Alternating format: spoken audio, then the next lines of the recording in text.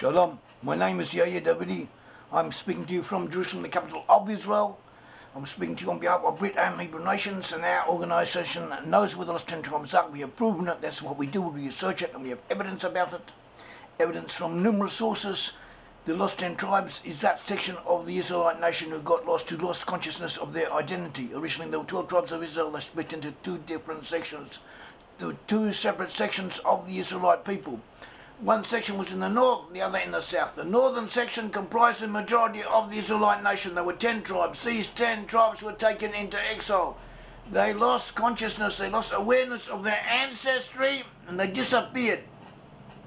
Nevertheless, the Bible talks about them, the rabbis talk about them, and history remembers them under different names. We have traced them, and we have traced them to Western nations, amongst Western peoples, including the USA of America, Canada, Australia, New Zealand, South Africa, and peoples in Western Europe, including Ireland, Wales, England, Scotland, Scandinavia, Holland, France, Belgium. Not that every one of those nations belongs to the lost tribes of Israel.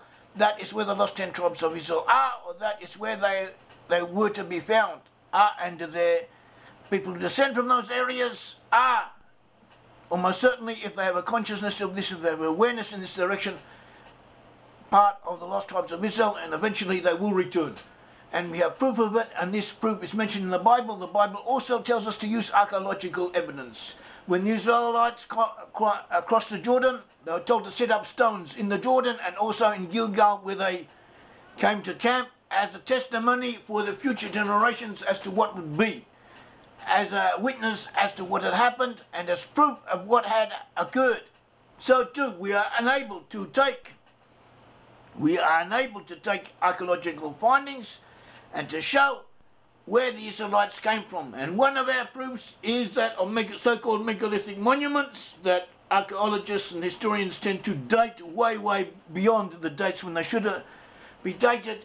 These archaeological findings, these megalithic monuments such as Dolmens and Khans and so on, actually date within relatively recent times, after 500, 400 BCE, according to the findings in the areas themselves, and they show they are proof of Israelite ancestry because they are found in western areas, areas of Western Europe, and they're also found along migratory pathways leading back to the land of Israel, and they're also found in the land of Israel. And this is proof that the Israelites moved in that direction, and that the Israelites were to be found in those areas. And the prophet Jeremiah himself spoke of this. Go to Jeremiah. We have Jeremiah 31:20. He says, "Is Ephraim, my dear son?" Ephraim was a major tribe of the lost 10 tribes of Israel, and often Ephraim, as well as being the major tribe, is used, the term Ephraim is used as a generic term, a general term for all of the 10 tribes. So here we have Jeremiah addressing the Ephraim in the name of the Almighty. It says, "Is Ephraim my dear son? Is he a pleasant child? But since I speak against him, do I earnestly remember him still?" And so on. He's definitely addressing the lost 10 tribes. He's addressing Ephraim here. And then he says, God says that Ephraim is his dear son, and that God is yearning for his dear son Ephraim, that is the 10 tribes, to return. And he says in the future he will have mercy upon them. And then he says in verse 21, or in our version 20, it says in the Hebrew Bible, I'm going to read the Hebrew, then give you a quick explanation in English. This is an important verse, and it coincides, it connects up with what we have been teaching with our teaching today.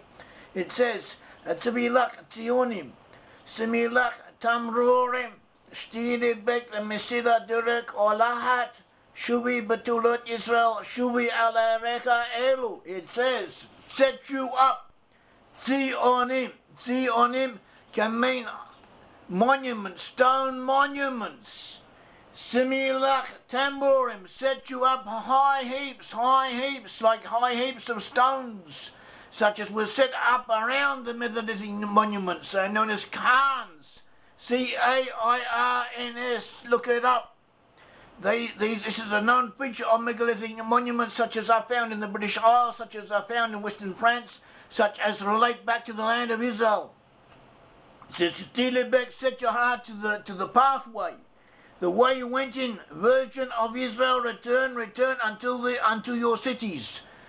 Unto these cities of Israel. The Israelite 10 tribes have been called upon to return. They are being called upon to go back, to return along the pathway, because there is a pathway of migration from the west, from western areas leading back. Archaeology proves it. We have proven it. Look it up on our website and in our publications. There's a pathway of migration from the west leading back to the land of Israel, and we are told here to pay heed to it, to set our hearts to it, to consider it, and use this evidence in order to bring ourselves back, to lead our way back to the land of Israel, to the cities of our forefathers.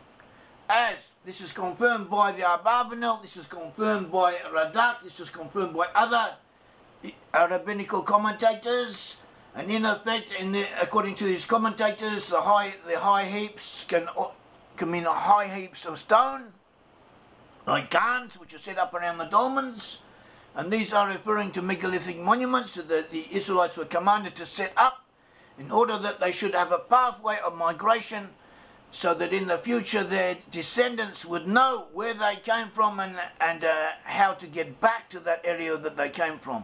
And this is the message which is going out from us. This is the message which is going out from the Bible. The lost 10 tribes are in western areas, and there's a pathway of megalithic monuments from the area of Israel to the west. May the Lord God of Israel bless all of you. Thank you.